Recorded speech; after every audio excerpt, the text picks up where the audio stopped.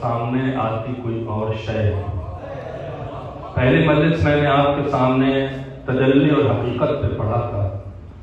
آج میں بیٹھا سوچ رہا تھا کہ اس ٹاپک کو آگے بڑھائیں گے، لیکن گھوم کر ذہن وہیں پہنچا، اور مولا کا ایک جملہ ہے جس نے عالم عرفان میں قیامت مچائی ہے۔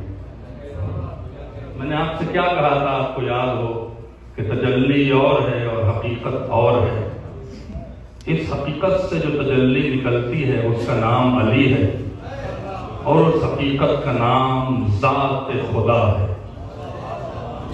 توجہ فرمائیں، عبدالحسین بہبہانی کہتے ہیں کہ ذات صرف خدا کی ہے، اس کے علاوہ کسی کی ذات ہی یہیں سے پہلو نکالا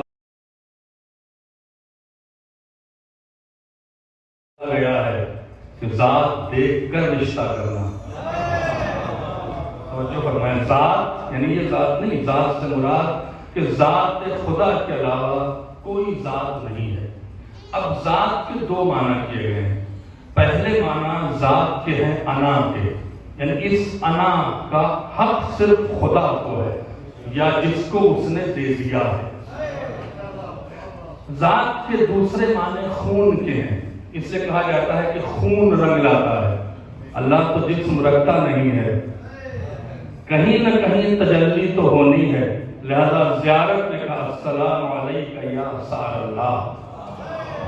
پہنچ رہے ہیں کہ نہیں پہنچ رہے ہیں؟ اے اللہ کے خون تجھ پر سلام۔ جسم ہو تو خون ہو نا، اس کا مطلب کیا؟ ذات وہ ہے، حقیقت وہ ہے، تجلی یہ۔ صلوات پڑھیں محمد و آل محمد۔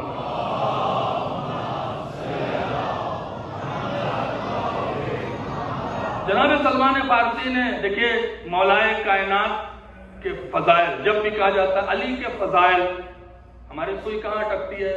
خیبر، خندق، احد، بدر، خیبر اکھاڑ دینا، رزق پاڑ دینا، یہ کر دینا، یہ علی کا کام ہے۔ علی کی فضیلت ان علی کا کام ہے، وہ آیا ہی اسی لیے تھا۔ جس کے پاس کن فیکن ہے وہ نہیں خیبر اکھاڑے گا تو کون اکھاڑے گا؟ علی کی فضیلت کیا ہے؟ خود علی بیان کر دے میری فضیلت ہے تب ماننا ہے۔ تو سلمان نے پوچھا مولا آپ کے کارنامے تو بہت دیکھے، فضیلت بیان کر دے، تو کہا انا ذات الذوات لذات ہی۔ میری فضیلت کے لیے سنا کہہ دینا کافی ہے کہ میں ایک ذاتوں میں سے ذات ہوں، ایک ذات کے لیے۔ آپ نے تشریح پہلے کر دیا ہے، میں ایک ذاتوں میں سے ایک ذات ہوں، ایک ذات کے لیے۔ جو ایک ذات ہے وہ حقیقت ہے، یہ ذات تجلی، یہ ذات ہے۔ صلوات پڑھیں محمد و آل محمد۔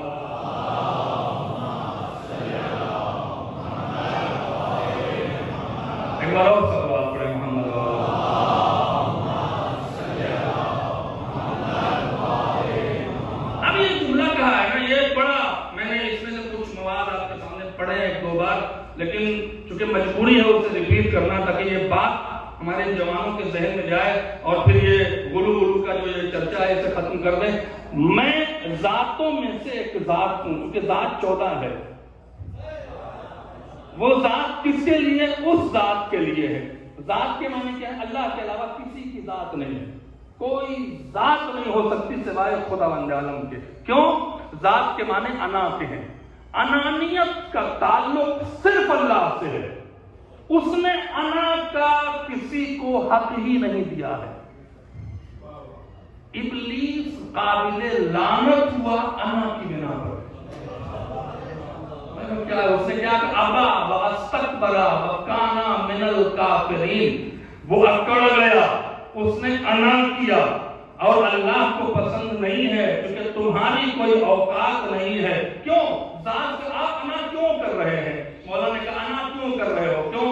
آپ نے کہا میں جوان ہوں۔ توجہ فرمائیں، جب تک جوانی رہی انا رہی، جوانی ختم ہوئی انا ختم ہو گئی، تو جو ختم ہو جائے وہ ذات نہیں ہے۔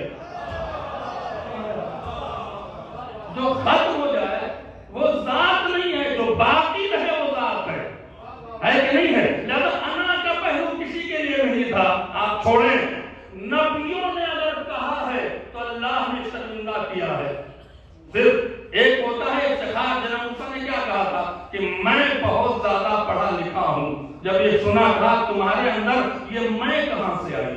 تم تو ابھی مجھ سے دعا کر رہے تھے کہ رب اشرح لی صدری، میرے سینے کو کشادہ کر دے، میری زبان کو کھول دے، مجھے بولنے کی صلاحیت دے دے. اب تم کہتے ہو مجھے بہت آ گیا ہے. شرمندہ کیا کہ نہیں کیا؟ انہوں نے جناب خضر کے بعد بھیج دیا کہ جاؤ ان سے علم حاصل کرو. تو یہاں کیا کہ اللہ نے موسیٰ سے علم غیب سلب کیا، خضر کو دے دیا.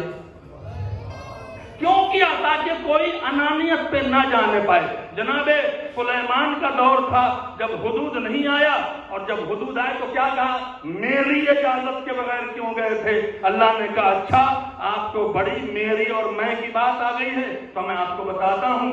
یہی سلیمان جسے سارا اختیار دیا تھا، جب محل بنا چکے اور چاہا کہ ایک زینہ چڑھ کے اس محل کا دیدار کر دیں، اس زینے پر آ کے ملک الموت کھڑا ہو گیا. کہا میں ملک الموت ہوں، کہا مجھے اجازت دے دو. ملک الموت کو بھی میں ہوئی. میں کیا کہہ رہا ہوں آپ سے؟ کیا کہا؟ میں وہ ہوں کہ کسی کو اجازت نہیں دیتا ہوں. میں کیا کہہ رہا ہوں آپ سے؟ ملک الموت نے سلیمان سے کہا. تو سلیمان نے پہلے پوچھا تم کون ہو؟ میری اجازت کے بغیر کیسے آ گئے؟ ملک الموت نے کہا میں وہ ہوں کہ جب کسی گھر میں جاتا ہوں اجازت نہیں لیتا. ہائے ہائے، میں جب کسی گھر میں جاتا ہوں اجازت نہیں لیتا. اللہ نے کہا تمہارے اندر یہ بات کیسے آ گئی؟ تجھے